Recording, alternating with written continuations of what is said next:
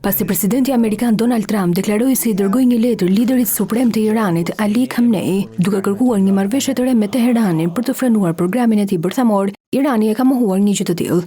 Një zëdhënës I ambasadës së Iranit konfirmoi se nuk ka marrë një letër të tillë deri më tani.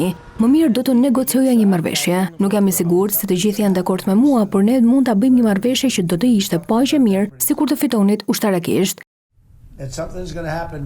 Koha po vjen, diçka do të ndodhë në një mënyrë ose tjetrën, deklaroi Trump.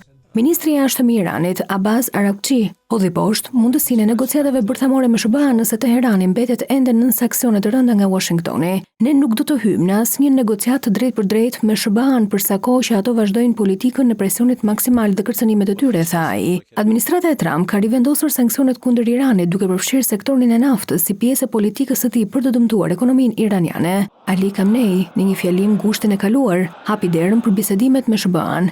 Kjo erdhi pasi Irani zgjodhi presidentin Masoud Pezeshkian në qershor të vitit të kaluar, I cili bëri fushat me premtimet për të negociuar një marrëveshje të re me fuqitë botërore të ngjashme me marrëveshjen e vitit 2015, nga e cila Trump u tërhoq në vitin 2018.